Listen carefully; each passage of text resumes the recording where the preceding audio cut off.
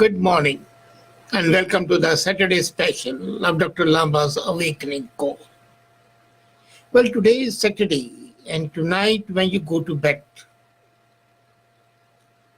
or when you get up early in the morning, you have one job to do in case you are living in North America. I mean, in USA and in Canada. And that is that you are putting your health at risk.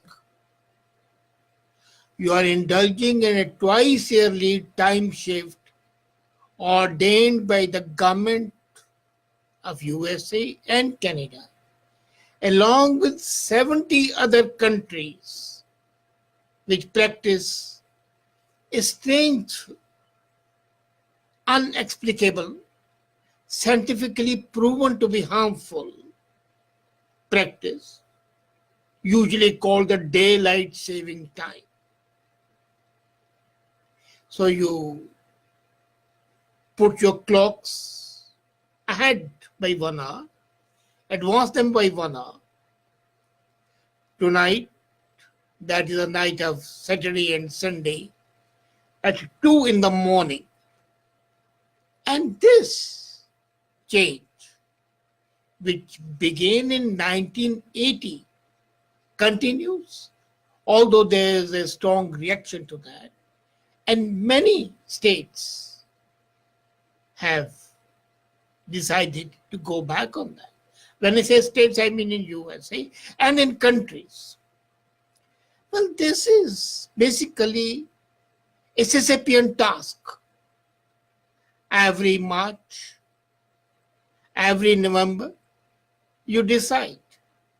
Every second Sunday of the month, every first Sunday of the November, you advance your clocks or put your clocks back.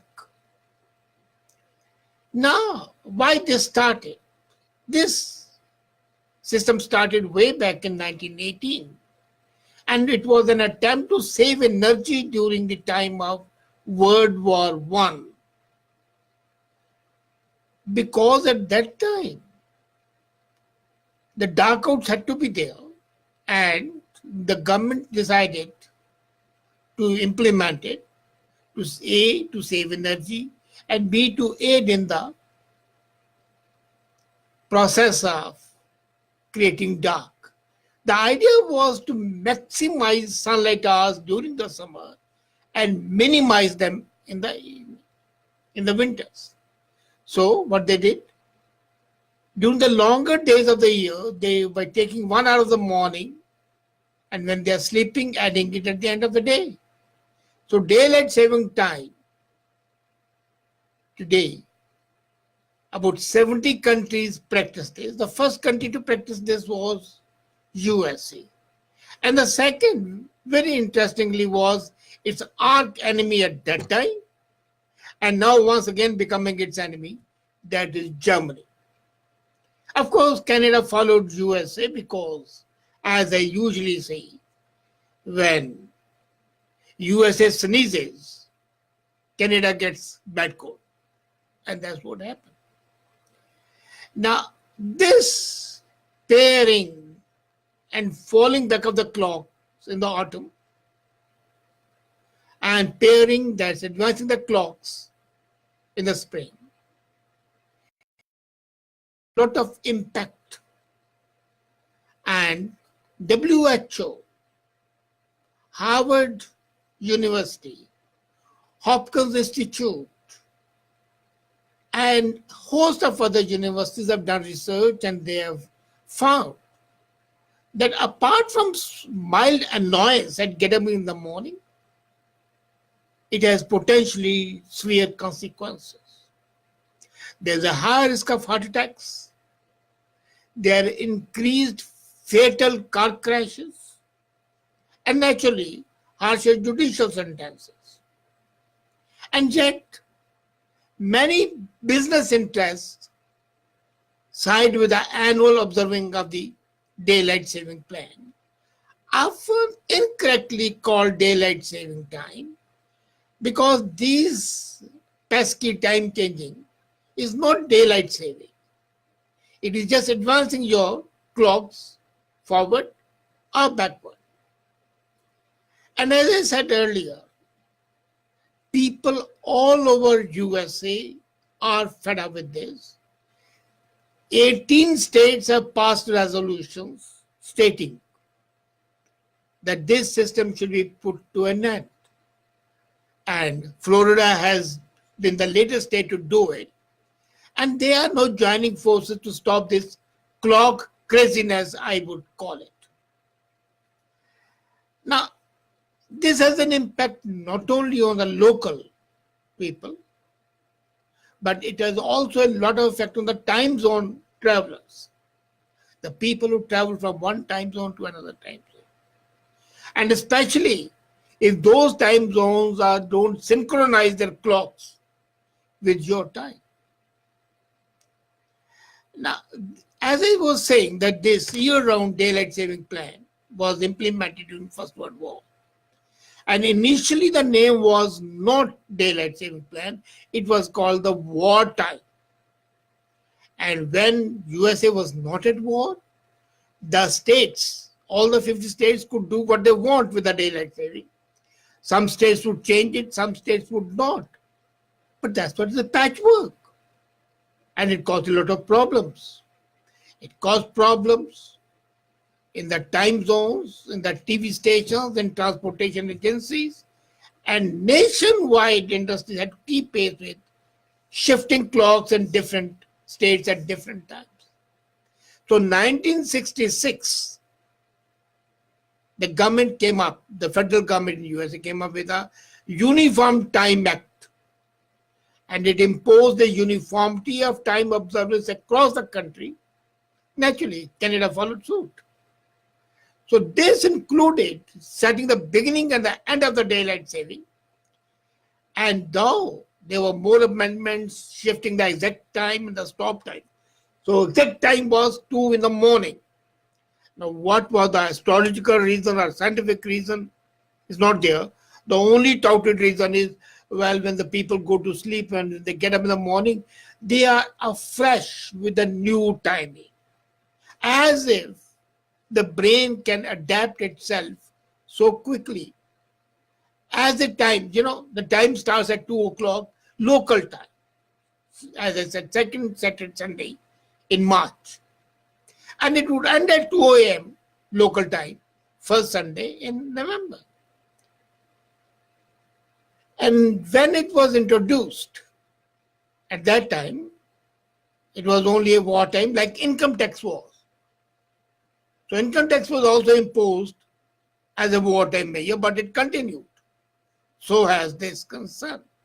And now people have seen that most of the states, as I said, Arizona, Hawaii, Northern Mariana Islands, Puerto Rico, American Samoa, Virgin Islands, they have decided they will not change the time. They stay with one time only.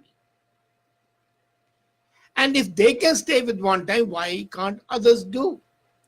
This year, Oklahoma, Texas, Kansas, and 12 other states have passed resolutions, bills, saying that they want to shift to fixed time. Now, as a matter of fact, business like golf and barbecue industries, they are the biggest promoters of the daylight saving plan. And they say that during the extended periods, their profits increase. As a matter of fact, the concern for the golf industry was stressed in a court of law hearing in Nebraska in 2017. And that was the reason that the state should continue with the daytime saving time. But now California, Washington, Oregon, is there a way out? Yes. According to the medical scientists and the researchers, they say that the best thing is that the daylight saving plan, which starts from tonight, should become a permanent thing. and there should be no going back in November. Now you are saving daylight, what was the initial purpose, as well as the industries or the outdoor industries which take benefit from enhanced working hours would continue to have their benefit. And when the winter comes, then you don't have to take the clocks back. Let the people keep on working. As I said, over 220 countries, only 70 countries are on daylight saving plan. And if 70 countries are there, that means the majority of the countries which are not on daylight saving are continuing to progress. Now look at the countries which are not on daylight saving. Countries like China, countries like India, and they are not backward countries. Japan, not a backward country. So this measure, which might have some validity in the Second World War, but as it has proved to be, it has negative effects on the health. And as a matter of fact, in the winter when you claw back 1 hour, you are in fact psychologically impacting people not to go out for a walk, not to take a trip to the park, not to participate in the sport in that 1 hour. People think that now is the time for going to bed. That's the wrong way, as a matter of fact. The need of the people is to go out as much as possible if they can. So, why psychological tell them, okay, now your day is shorter. And people are sensible enough to know that when the winter comes, the day would be shorter, and they'll adjust their plans accordingly. Leave it to the people. And it amazes me that on the one side we talk so much of individual liberty, and on the other side we inhibit, we restrict the working of the people. Tell them, okay, you will wake up at this time and go to bed at this time. Not exactly waking up, but the clock changing itself is, as I said, a psychological shifting of the switch. And that is harmful.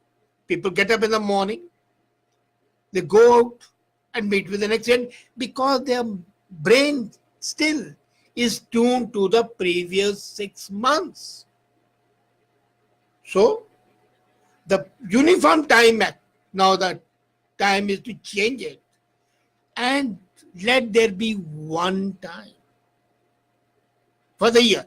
I'm not saying that one place local time should be the standard time. As in India, it is ridiculous. In India, I had to go to Sikkim and then Manipur and Mizoram in the month of June and July. And at 3 in the morning, the sun had risen in Mizoram, in Sikkim. At 3 o'clock, when the sun rose behind the Kanchenjunga, I enjoyed it. And the people had started working. But the offices opened at 9 o'clock because the government of India's order was that office. So it has to be adjusted according to the local need. Every state or every part of the country, if it's India, you can divide it into 4 parts. As in here we have 5 time zones, so let them continue as they are. Let's have more time zones, but let the time not change in those time zones.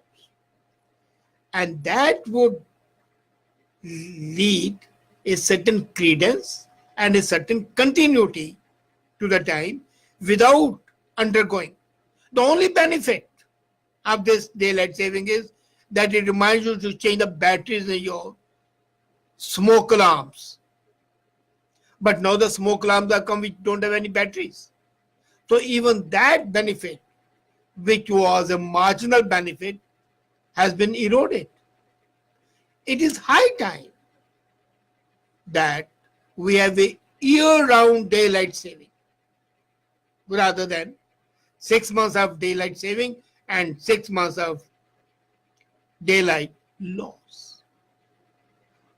This is high time we let people life become a bit more easier. We reduce some accidents. We reduce some incidents of heart failure. Is this asking too much? Think about it. Thank you.